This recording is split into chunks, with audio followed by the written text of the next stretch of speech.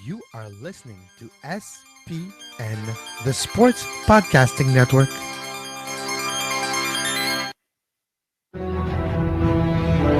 وتكلم من هناك لشوارزنيجر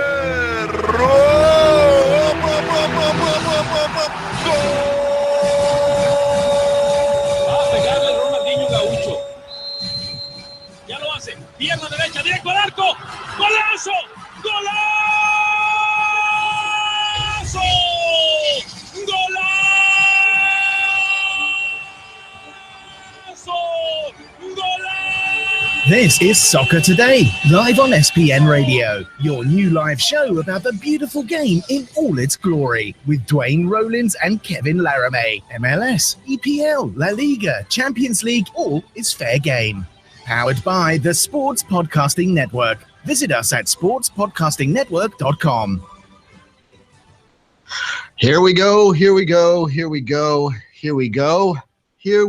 Welcome to Soccer Today. I'm Duane Rollins along with Kevin Laramee, the Laval Comet himself. How you doing, Kevin? I am doing very good, Dwayne. It's Wednesday, it's noon, it's Soccer Today.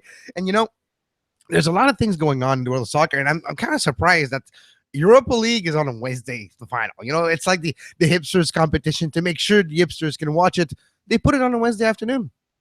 Well, you do remember back in the day, the Champions League final always used to be in the middle of the week as well, and that I used to like that. I guess you talk about hipsters and talk about trying to be like you're kind of part of the cool crowd, right? That you're taking off work, you're sneaking into a bar, you're drinking, getting heavily liquored up in the middle of the afternoon. That probably was my alcoholism, but nonetheless, it also made me feel like I was part of something bigger. Now that the Champions League game's on a Saturday, it does reach more people. The Europa League's still on that weekend or weekday game. It does make it a little more interesting that gives you that hipster element, which is what that competition really is in many ways. Although Champions League spot in the line today, I know that a lot of Liverpool fans that I know are almost focusing more on the Champions League spot than they are on the trophy and the silverware that they'll raise up at the end of this. Although I'm not sure about that, Kevin. Are you going to watch the Europa League this afternoon if you can? Yeah, of course. I'm going to keep an eye on it. The fact that Liverpool is involved, and it makes it a little more special, and it's always fun to see Liverpool fight for a trophy.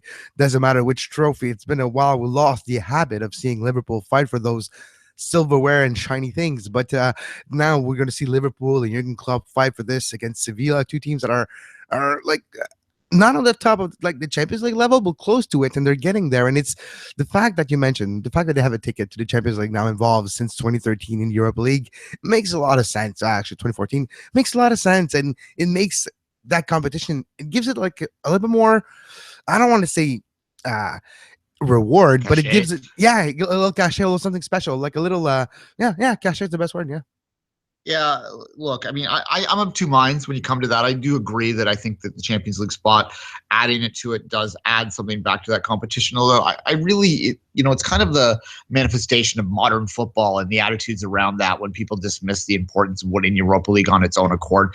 I think that it is still a really valuable and historic tournament, the UEFA Cup back in the day. I mean, I think some people will argue that they watered it down when they moved it to Europa League from the UEFA Cup, but nonetheless, it is a competition that has a lot of history and a competition that I do believe still has some value, especially for, second tier leagues, because realistically, if you're from the Ukraine, not the Ukraine, just Ukraine, there's no the, some people are going to kill me for that one. So if you're from Ukraine or wherever, the Czech Republic, there was a Czech Republic team pretty late in this competition. You're not necessarily going to go deep into Champions League. You'd be lucky to make a group stage, but you can, pretty consistently make it deep into Europa League, and I think that adds something to the fans. And I'm glad to see Liverpool taking it seriously this year. I thought that they would when Klopp came in, that would be something that he would target it as being a realistic way for them to get to the Champions League. And I think for Liverpool to go back to that, getting to a Champions League again, a competition that, of course, they have a lot of history in and a lot of success in, back in both the Champions League era with the Miracle in Istanbul and back in the European Cup days. I think that that's really important to them from a player recruitment standpoint, Kevin.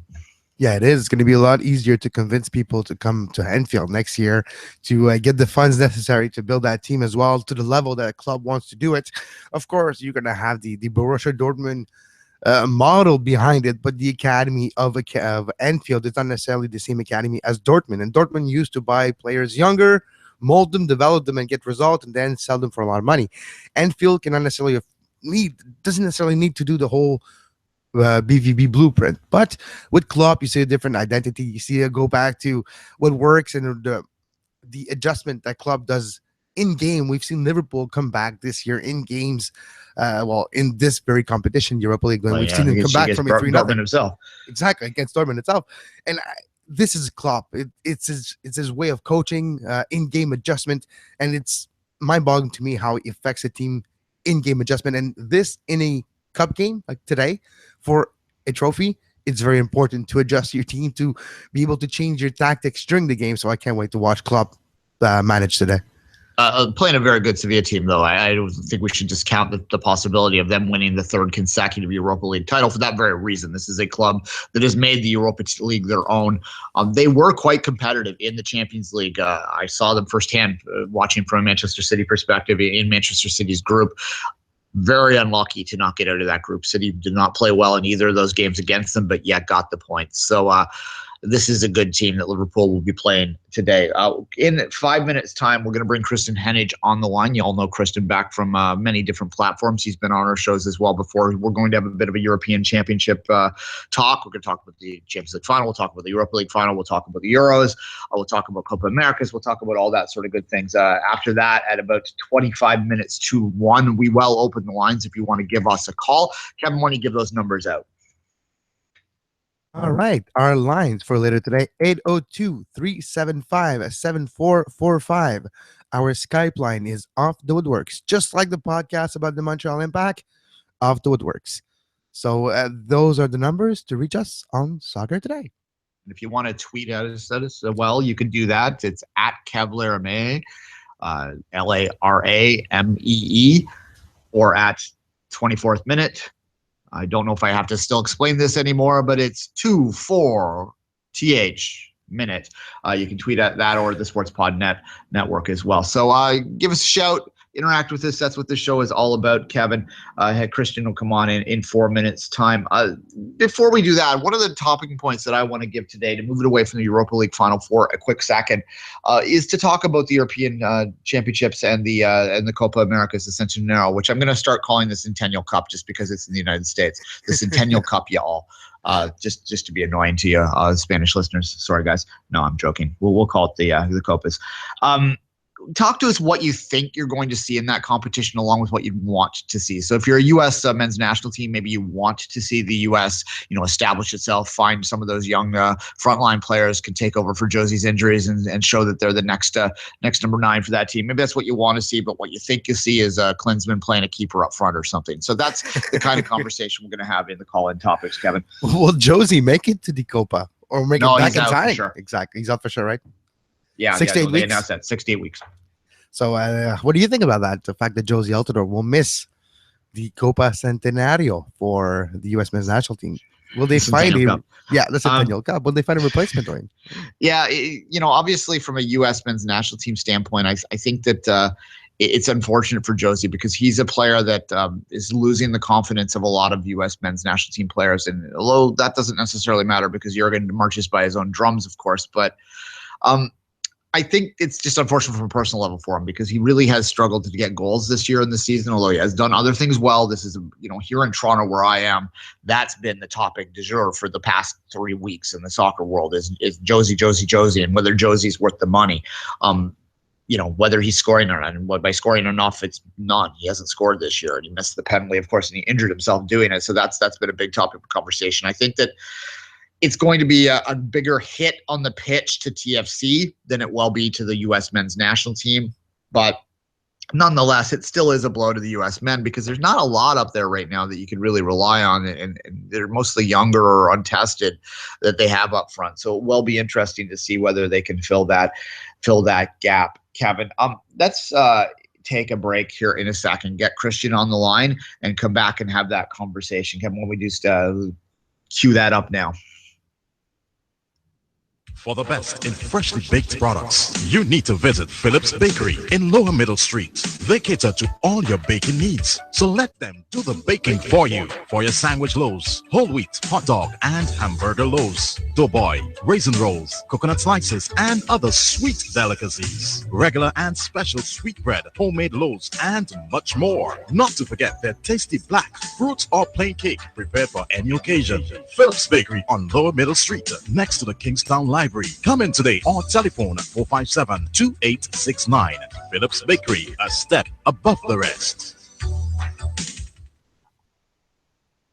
And we're back on Soccer Today, joined by Christian Enage. How you doing, Christian? I'm good, thank you. Thank you for having me. It's our pleasure, Duane. There was a special gift for Duane. Phillips Bakery, his favorite bakery in the whole world. It sounds lovely. I know it does, right? All right. So, Christian, the Copa is coming soon. It's coming in a few months. Anything that really surprised you with the Josie injury, or what do you expect to come from up until the Copa?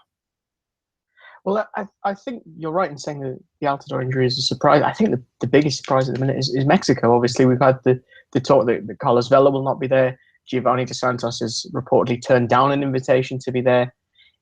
It's this very weird dichotomy with Mexico, that such instability that surrounds them, yet you wouldn't actually be too mad for thinking that they could win the entire thing. So I think for me, that's the biggest surprise in that sense, is that a lot of colleagues, and I guess even myself to a degree, are rating them very highly, even though, again, that instability just seems to really trail them. No, absolutely. And is there a replacement that we could pinpoint already for Josie Altidore? Is there a striker for the U.S. men's national team, do you think, in your opinion, right, that's on the top of your head, that it's good enough to take the load that Altidore was having? Well, again, the difficulty is that the squad, or the preliminary squad, has already been named. So you're looking at the guys who are in there right now who could potentially do it.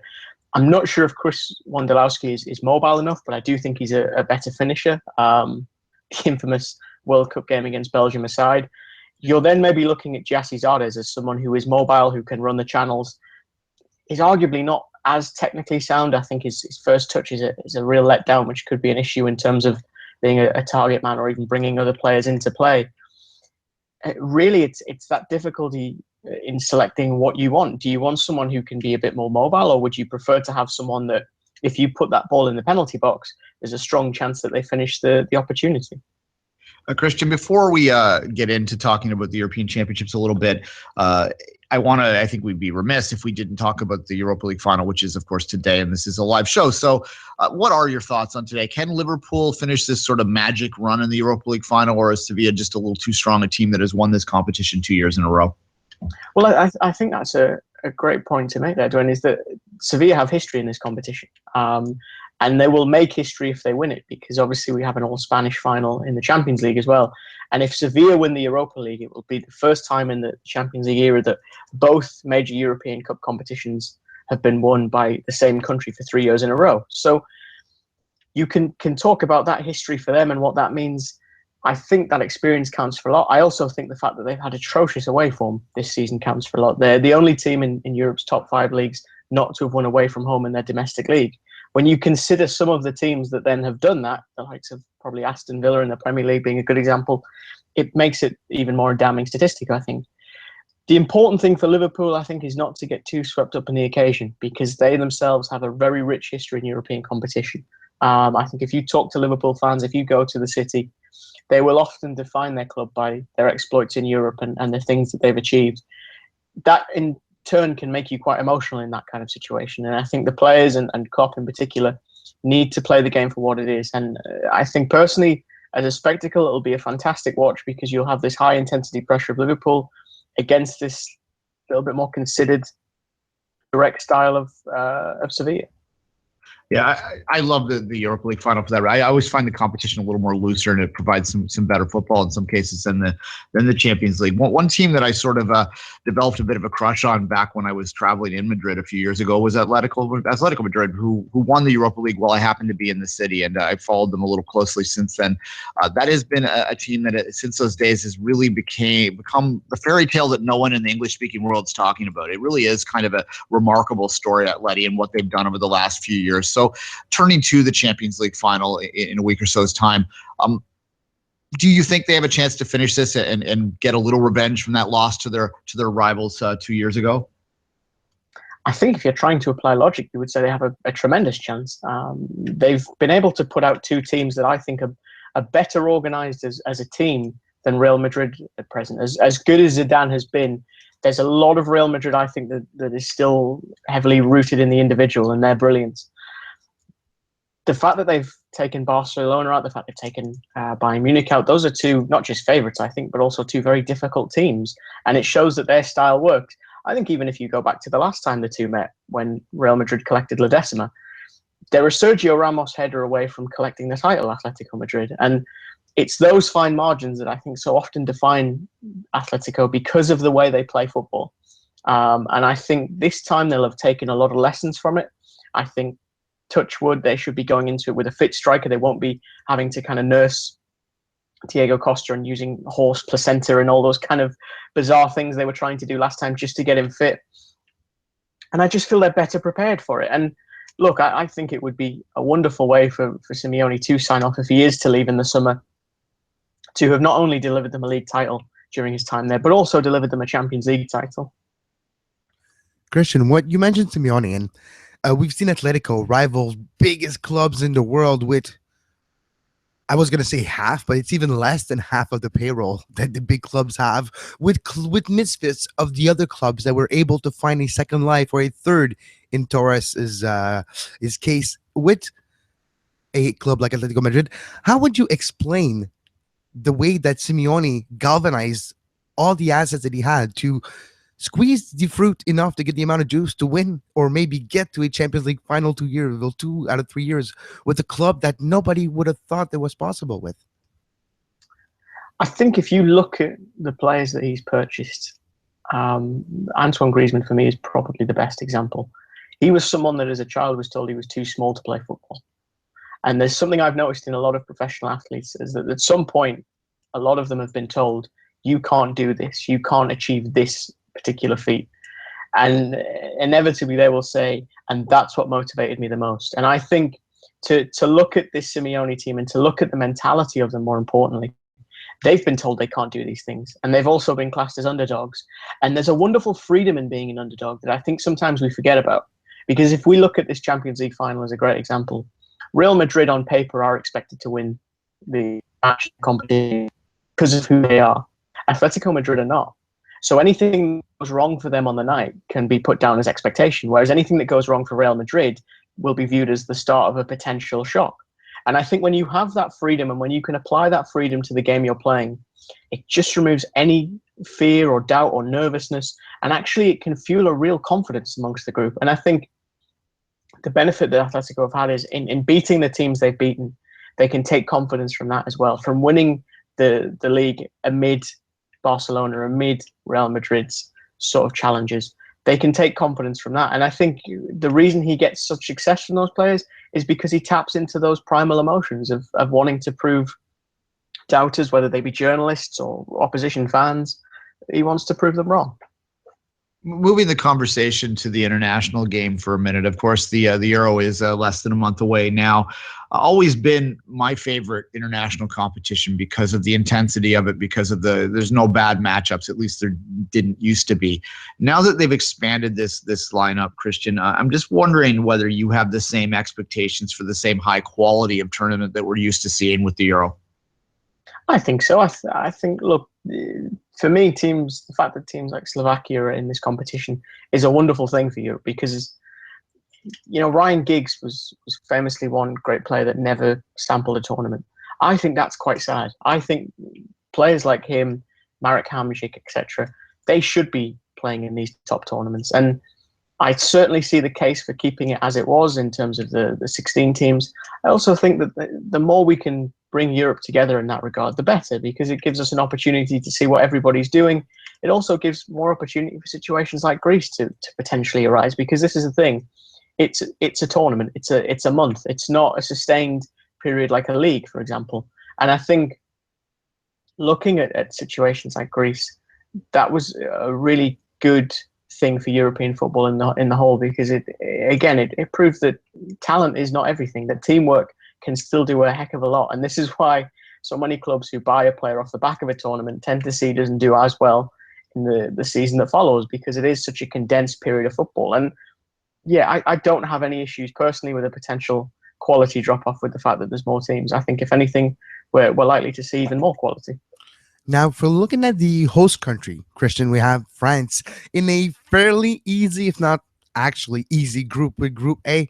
Is France having the pressure of redoing what they did in 2000 by winning the Euros at home? It's not after a World Cup win, granted, but it always controversy as well. And this year's the Benzema Valbuena situation. Is France where they want to be right now? I don't think France is where they want to be. I think, look, you isolate the Benzema situation with Valbuena, that's quite ugly. He now won't play for France because of that. And when you lose a player of his quality, let's just put aside the quite nasty situation. To lose a player of his quality is not ideal. And you look at the tournament performances that France have put forth lately, they haven't been acceptable. And I think, honestly, much like with Brazil in the World Cup in 2014, there is now an immense pressure on France to perform and potentially win the competition. Not just because they have the comparison of 98 and 2000, where they did succeed, but also because they're the hosts, it's their backyard. And I don't envy the position of the French players going into this tournament, because I do worry that they may have their own Maracanazo in that sense. If my dear Uncle Bruce was still with us, he would have me convinced by now that this was going to be England's tournament. He had me convinced every 2 years it was going to be England's tournament. He also, I think, thought that Bristol City was going to make the Champions League one day, but that's another story altogether, Christian. But what do we expect out of England in this tournament? We've heard great talk before, but we're hearing a little less of it now. So what do we expect? Vibrancy is what we expect. Okay. Excitement is what we expect. I think, again, you draw the comparison with the World Cup in 2014 and how laboured and turgid England were. They need the antithesis of that in France. And in some ways, they've made their bed with the performance against Germany, in which they showed they can do that and showed they can do it against a very good team, might I add. That's what they need to take into this tournament. I think at this point, the idea of setting waypoints in the semi-finals or making it out of the group, that's also almost become inconsequential. They need to see something to invest in England fans at this precise moment, because it's not cheap to go and follow England, and it's not cheap to go to these tournaments. And the difficulty is that the more you have these disappointments, the more it becomes ingrained in the psyche that this is now acceptable and this is where we are. And with Roy Hodgson not always having unanimous support as the national team coach, I think he needs a big performance. And this is the thing. There's a lot of excitement. There's a lot of youth. And we're seeing a lot of these England players actually make very big contributions in the Premier League, which I don't think we could have said in the 2014 World Cup. So they need to transfer that. And it's up to Hodgson to harness that talent and bring it forward and let them play with, I think, as much of freedom as anything, to go and attack teams, to go and take the game to them and really dominate proceedings. Now, when we talked earlier, Christian, about the Champions League and Europa League, we talked a lot about Spanish team. Is Spain due to a comeback to the highest level of the world of international soccer? Their team have dominating the club competition with mostly Spanish players in one case. So what do you expect from Spain this year? Do they have the World Cup exit early still fresh in their mind and want to maybe make a great performance so they can make people forget that bad result in 2014? What do you see Spain, and what's the mindset that you think Spain is going to approach this European Championship this year? I think it'll be hard not to have a little bit of that hangover from the World Cup. I think when you've set such a high level to then kind of contrast that with such a stark drop, that's difficult. And what I would say is that we also saw kind of similar little struggles with their qualification. They didn't beat Slovakia. Slovakia, for a long portion of that group qualification, were the big story. it's about phasing in the next generation, I think, for Spain and moving them forward. That's the difficulty they currently face. And I think moving forward, there's a lot of optimism for them. And I think they'll not do as badly as the World Cup. But after that, I think it's very difficult still to predict. Christian, let's look at some of those smaller teams in this lineup. Your Albanias, your Slovakias, your Northern Irelands. Just who do you think of the minnows, we'll call them, for lack of a better term, do you think might step up and really surprise in this tournament? I think Slovakia could. Northern Ireland, personally, I'm not as convinced. I'm a fan of Michael O'Neill. I think he's done a tremendous job for the country. But I think their reliance on Kyle Lafferty is too great. In terms of scoring goals. Slovakia, I think, is a slightly different case because I think they have genuine talent across many portions of the field. And I think to watch them in the qualifiers, there was no luck about their performances. And I think, for me, Slovakia are the ones to watch. All right. Final question, just in terms of, I guess we'll go do well, actually, let's go this direction, Christian. I want to go on to the club side in England again. Obviously, we just saw the great miracle of Leicester finish off this year. I'm curious what your thoughts are on their sustainability, whether you think that they can do anything to come anywhere near what they did this year in the season coming ahead. Well, I think the fact their owner is committed to spending is a great early sign. Of course, throwing money at a situation is no different to breathing on a house fire. It's not going to put it out. I think what you have to do is you have to be considered, you have to be measured in your approach, and I think there will be. And personally, I think Claudio Ranieri is the ideal man to oversee that. Giving him that power is a good sign because he's a very confident coach, and I think they can do it next season. All right, Christian Hennig, we always thank you for your time. Anything you want to promote that you're up to right now? I've just written something on Red Bull Leipzig for Yahoo. So if you check my Twitter account at KHENEAGE, you'll see it there. It's very good. All right, Christian, thanks for your time again. And we'll take a quick break and we'll talk to you soon. Thanks.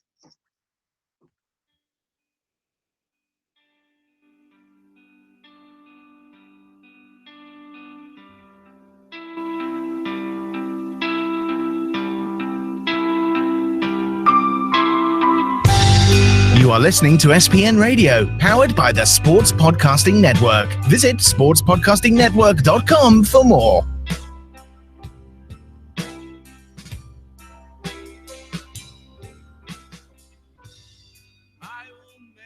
Welcome back. Thanks again to Christian. Kevin, what are your thoughts on the Euros, just in a general sense? We never really got a prediction from Christian, but we'll start there. Do you have any thoughts on who's standing in the confetti at the end of all this? Oof, that's very tough to answer because when you have a Germany, a team that we haven't talked about, that's maybe the best team in the world right now in the international stage.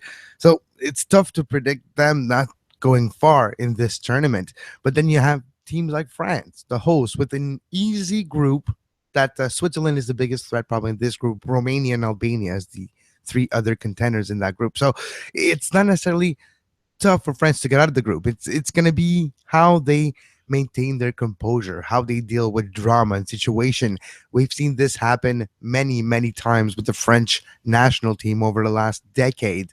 Just go back to South Africa. So with that whole situation, it's interesting to see how the Deschamps manages the egos. And now that Benzema is not going to be there, there's one less ego to manage. But that really fascinates me as being of French descent. Yes, a long time ago, but it's probably the team I feel the closest to in the Euros. And the way France is going to deal with the home field advantage, but the home pressure as well. And it's going to be interesting as well. Yeah, I mean, without being too obvious about this, I think you have to make Germany your favorite, the way that they performed at the World Cup. Yeah. Obviously. When you beat Brazil 7-1, you're the favorite. Yeah, it's been very difficult traditionally for teams to back up World Cup success with European success. Spain broke that mold, though, with the 3 consecutive major titles. That's the other team that fascinates me in this. And you asked Christian of this, what we think of Spain in this. Are they at the end of a run? Can they get that magic back that got them those 3 titles in 3 major tournaments in a row? That is an interesting question and something that I think a lot of people will be looking at. I think Belgium, I think Kompany's injury has really hurt the chances of them having that breakthrough tournament. he is such a key player, club and country, in terms of his way to marshal that back line. So I do wonder about their potential there. I'm also fascinated, as I always am, by Italy and by Portugal, the two teams that you just can't predict what they're going to do. Portugal tends to have a few less successes, obviously, than Italy does. Italy is a hot and cold, and the ultimate hot and cold team in an international tournament. They either win it all or they self-implode often. So fascinating times there. Let me ask you the same question I asked Christian, though. Like, in terms of the quote-unquote minnows in this tournament, and for the record, you can't call England a minnow, but what would you say that one of those jumps out to you that you're most intrigued by anyway? There's a lot of teams that are, like you talked about, Slovakia, Czech Republic. Does Sweden counts as a minnow? Because they have like the least minnow of all the forward as Zlatan, but it's a one-man team. So I don't know, but there's a lot of interesting storylines, of course, in this Euro. But for me, I do like a team like a Wales that have one great player in a different level, Gareth Bale, that made it to this competition. And for him, it's one of the only times that he can perform at a high level with his country, because it's going to be very tough for them to qualify. I don't think it's tough for them to qualify for the World Cup. So when they get to the Euros, then Slovakia, those stories impress me. But Poland can be surprising in that group. Like, Germany is going to win that group, we all know, but Poland can sneak in second place. That type of team that is very well coached and organized. If you've been following the Euro magazine show, the one that talked about Poland is very interesting too, because the coach of Poland used to play in the year that Poland made it all the way to the final, and they actually won, I believe, the Euros out of nowhere. Like, I think it was 35 or 36 years ago or something. But yeah, so the whole Poland story for them in Euros can be interesting too, and they have a shot at least of getting out of Group C. 802-375-7445. That's your number. Again, that's 802-375-7445. If you want to give us a shout, you can also tweet at us on our various social media platforms if you want to put a question to us. In terms of the minnows, for me, Kevin, obviously, I always sort of take greater notice of the home nations, so Wales and the Republic, even, which isn't a home nation, but you know what I mean, like the sort of the islands above Europe there. They kind of interest me a little bit more than most in many ways, and Northern Ireland sneaking in there for the first time in a very, very long time is certainly intriguing as well. Slovakia, I've seen at a major tournament before, at the World Cup a couple of cycles ago. I agree with Christian, could be an underdog. They did very well in that World Cup, if memory serves. Albania, however, is the team that I am most intrigued with for various reasons. Some of them are completely non-football related. They're just completely like me as a kid, flipping my atlas open and looking at countries in the world and going, well, what the hell is with this place here? Like, that's kind of Albania in a nutshell. And this is not a team that we've ever seen at this level before. Kind of got a little luck in qualifying with some bad fan behavior, handing them some points and so on and so forth. But that'll be interesting. And the other team that, from a footballing history perspective, that I'm a little interested to see back at a major tournament is Hungary. The best country in the world back, 65, 70 years ago. It's been a long time since then, but certainly nice to see them back in a major tournament. And that is the advantage of playing these, having 24 teams in the draw. It does allow these potential upsets. And as great as the football was before, I think that there was something lacking in the sense that it was very rare that you would have a team that truly could be an underdog. Latvia, I remember at the Portugal European Championships, their fans were great, and they were kind of the darling team there. Obviously, Greece won the damn thing, but I don't think Greece is anyone's darling unless you're Greece. So, Greece. Anyway, Iceland, for me, Duane, in the same group as Hungary. So Group F: Portugal, Iceland, Austria, and Hungary. Iceland is always a nice story, very well coached team that's built with young players have been developed over the years. The type of story you always love to hear when you're like the development side of things. So Iceland in a group that could potentially come out, because there's Portugal, the biggest threat in that group, then Austria and Hungary. It is possible for Iceland to get out of that group. Oh yeah, I would say actually that they would very be the favorite probable to get out. Yeah, to get out. I don't know if favorite to win, because Portugal, Iceland's going to be a tough matchup for them, but I would say they're favorite for second. I think we've all heard by now the stories. I mean, Iceland went from being unheard of, and no one knew the great story of the Iceland reemergence emergence, I guess, as a footballing nation with their sort of long-term player development plan that's coming to fruition. But I think by now most of us have heard this story to the point that we've almost taken it for granted. They're no longer kind of seen as an underdog, and that's why I wasn't considering them as one of the minnows. I think they are absolutely a team that you would think will probably make the final 16 in this. The final 16 with the third place teams in kind of, this is, I think, where the 24 team format is going to lose something. First off, I don't like third place finishes. They're not really fair sporting wise because it's dependent on your group stage and all that sort of jazz. But even putting that aside, there's not going to be a lot of power versus power matchups in the first knockout stage. We're going to have to wait to the quarterfinals for that. Just having a quick look at the draw, Kevin, the most likely there's a couple likely power versus power matchups that will happen based on the draw. These aren't by no means a sure thing, but the potential is there for them. You could have France play Spain, which I think absolutely would be a very intriguing matchup for obvious reasons. And you could have Belgium or Italy playing Portugal. That one's more likely to happen, and that will probably be your best matchup of the round of 16, that Belgium/Italy versus Portugal. Although, again, you never know. Italy could just completely drop off the map again, as we've seen them do in major tournaments before.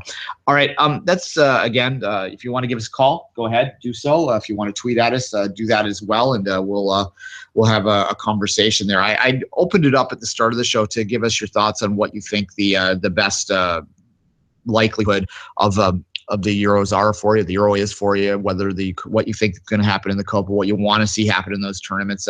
Had a few responses. Mostly they're very, very kind of personal. One person wants Mexico to dominate. That's Max. Max is a long-time tweeter at me. He says, Max will dominate the Copa America. I hope this happens. So, there you go. And Max is Mexican. So I think that oh, really? He's Mexican? Well, that's where it comes from, right? Mexico. Makes sense. Michael Rojas thinks that Suarez will make it through the tournament without attacking anyone. That's something. Yeah, what's the over-under on that one? I'm taking the over. Suarez is a remarkable player, but yeah, certainly. I remember sitting on the couch watching the biting incident against Italy and just being flabbergasted that it would happen twice or three times. The charm. When he gets bit, he's like, "What? What's going on? What's happening? What?" It's just outrageous. No, exactly. And, we talk about the Copa. Well, let's talk about the States for a second and just their group. They're with Colombia, Costa Rica, and Paraguay. It's not going to be easy to just get out of that group. Costa Rica is not an easy team. United States is going to be good. But what Kristen mentions, you have the Jozy Altidore injury coming after the squad that has been named. Is there somebody in that squad that has a gravitas of a Jozy Altidore to lead up as a hold-up type of striker in this squad? That's the question. I don't know. And this is the great question with the U.S. national team in a lot of ways. And I don't even know what to think of the U.S. men's national team at this point in the development. To me, from an outside perspective, from an informed outsider's perspective, they've gone backwards over the last 4 years. Now, the thing about the U.S., though, is they are kind of a tournament team. They tend to not look great in between events, but then they can crank it up and do wonderful things in the actual events themselves. I didn't see them out of their group by any means at the World Cup, but yet they came very close to upsetting Belgium in the knockout round.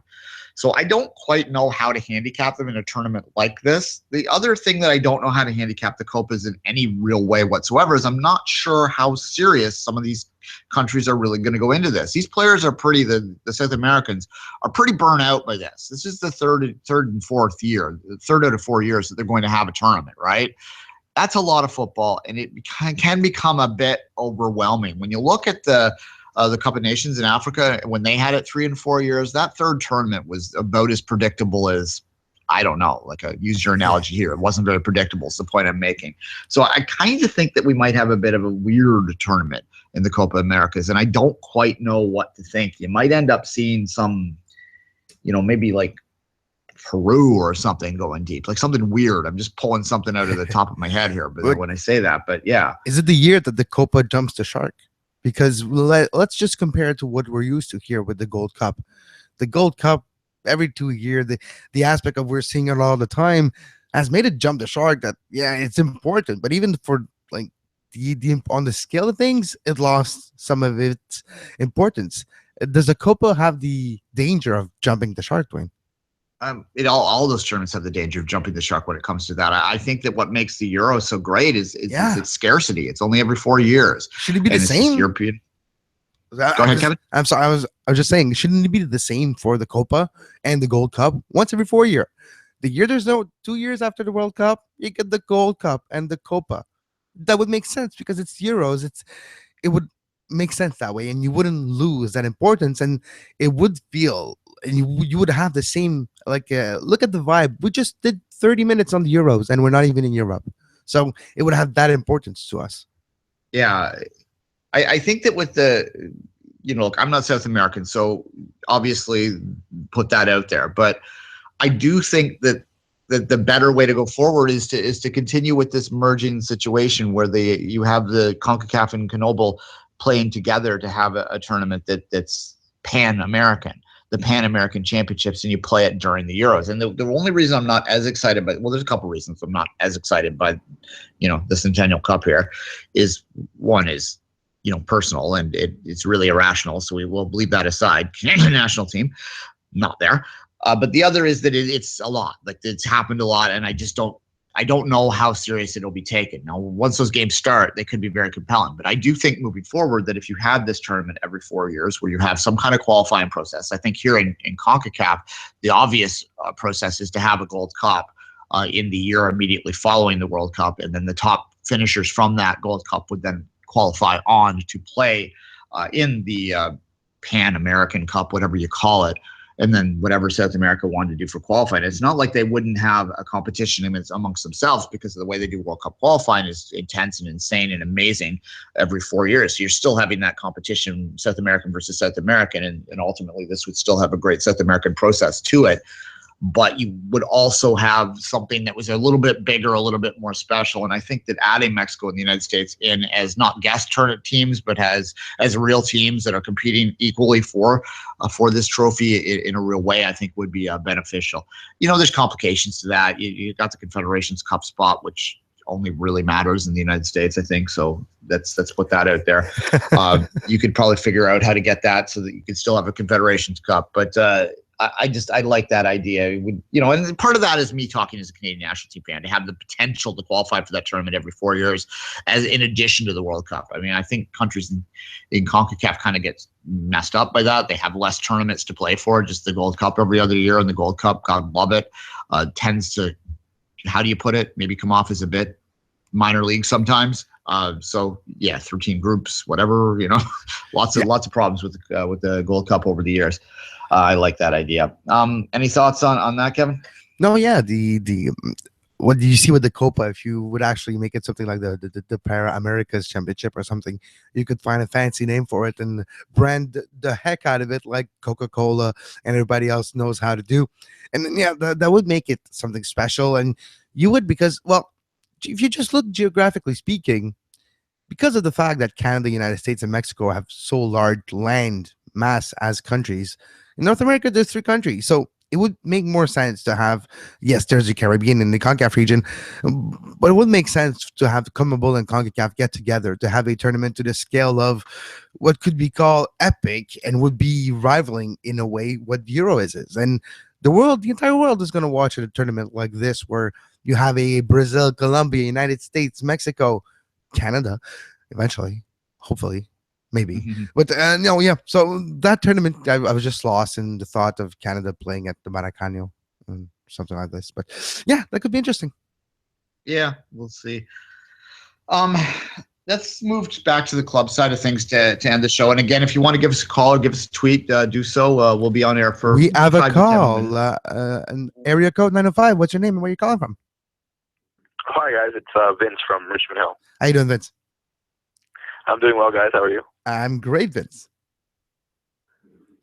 I had a few questions. Last time I called in, I asked you guys about the Canadian Premier League, and I had a few other thoughts on it and some questions for Duane and for you, Kevin. I was like thinking about MLS when it started out in the mid '90s, and the star power that it had, for lack of a better term. You had Echeverri, Valderrama. You had these guys, and you had some U.S. stars to come in, really help the league in its early years.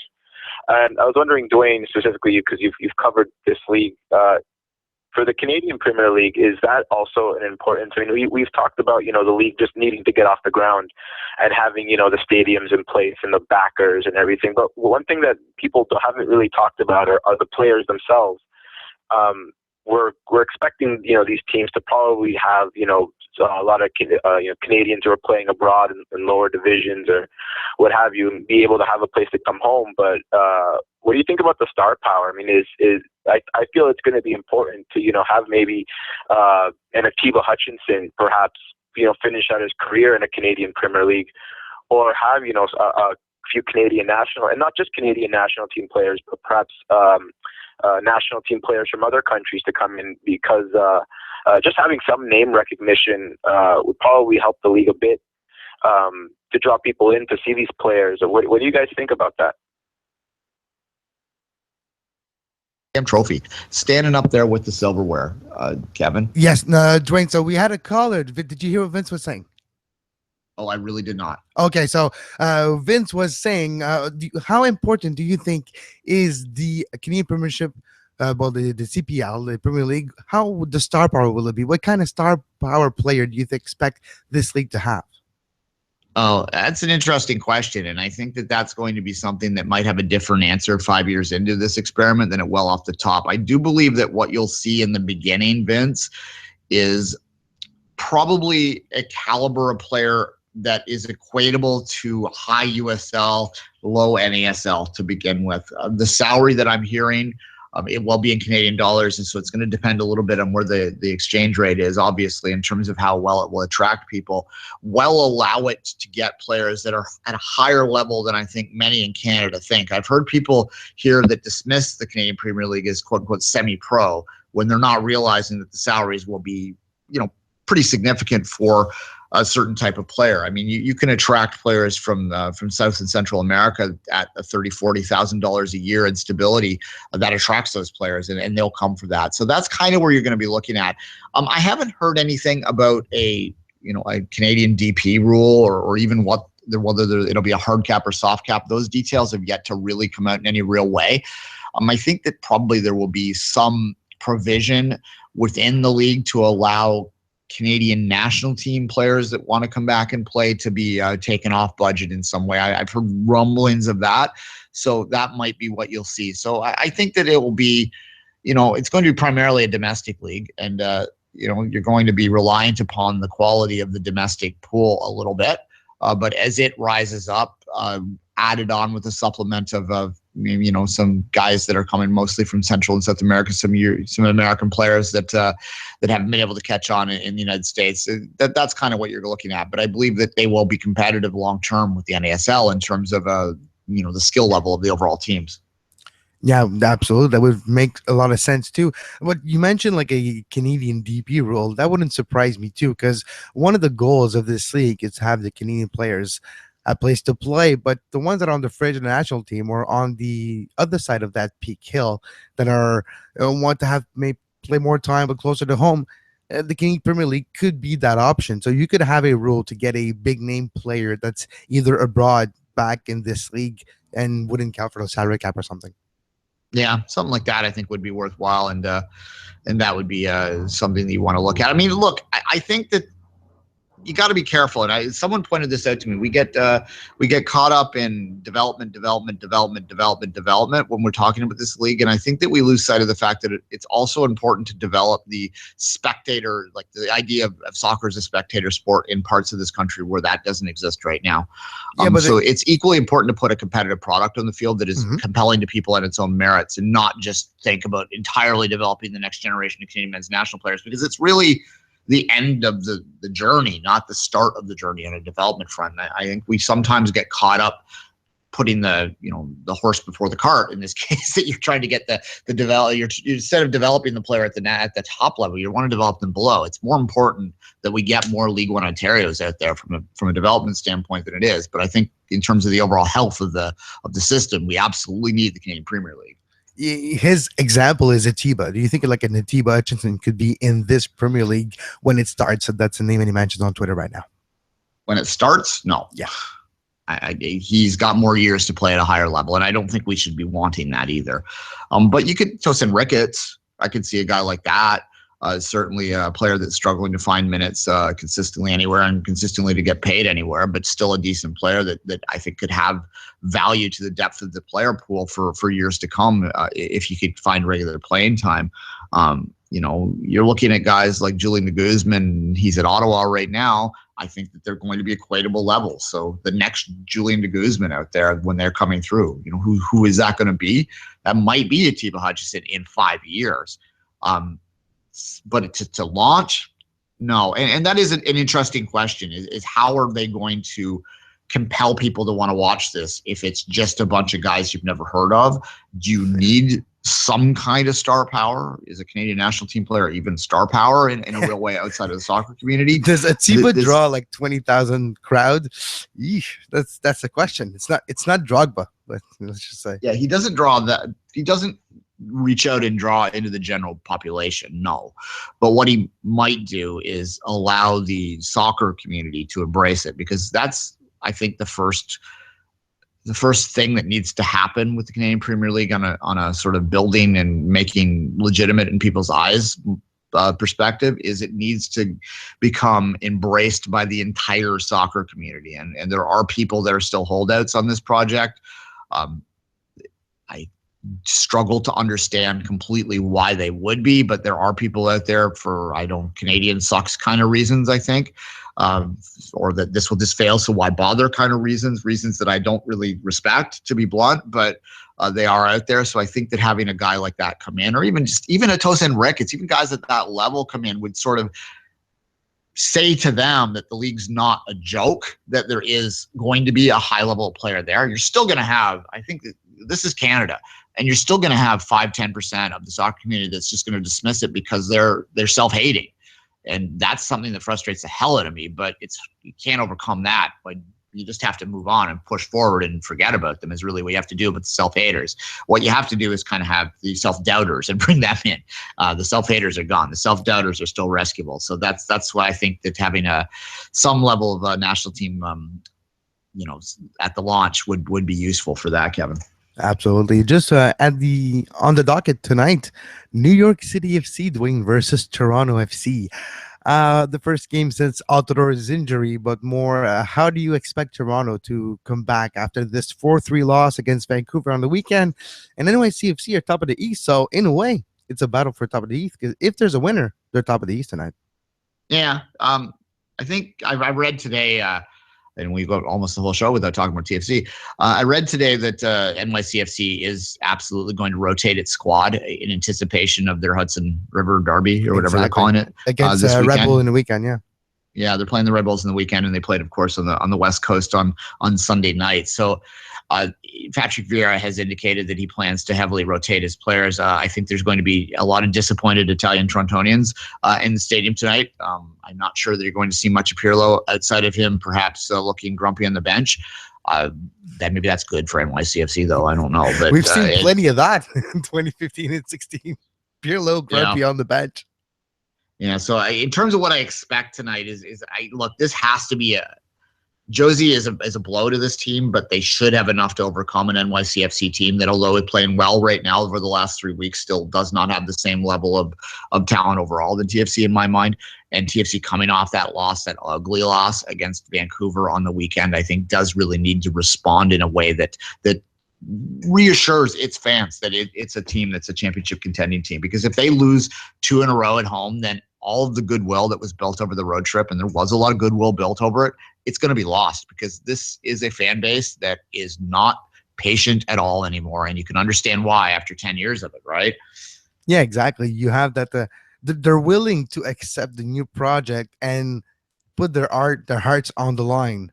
But as soon as it's iffy, they're raising questions. They're like, hey, but you told us. But, remember what you said.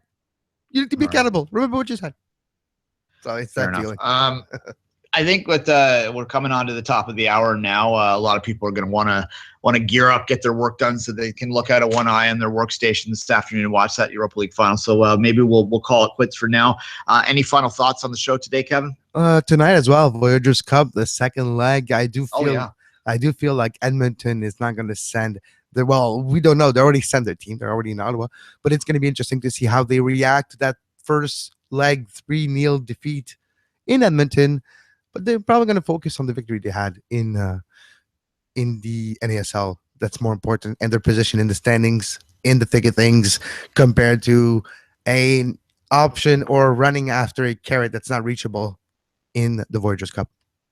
Yeah, absolutely, Kevin. Yeah, sorry, we should have maybe talked about that, but it is the 3-0 win in the first leg kind of makes that and over like something that's second thought tonight, because it does seem like that tie is over and that it will be Vancouver playing in Ottawa a little later on this month. They can't be too happy about having to fly all the way across the country again, but that's something they have to deal with.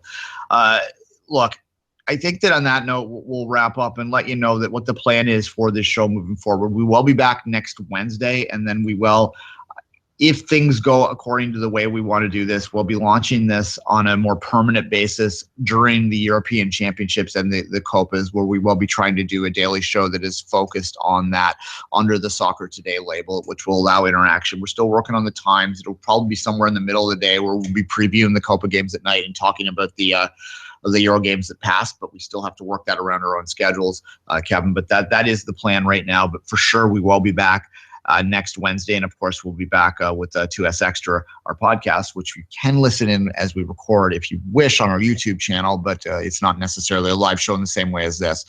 Kevin, on that note, I'm going to say goodbye, and I'll let you say goodbye to the show. Until next time, thanks for listening to SPN Radio, and have a great soccer. You are listening to the Sports Podcasting Network. You're a big soccer fan? SPN is the place to be. USL Radio, NASL Nightcap, Two Solitudes Soccer Podcast, Off the Woodworks, Ours is the Fury, 2S Extra, the rest of the story. SPN is the place to be.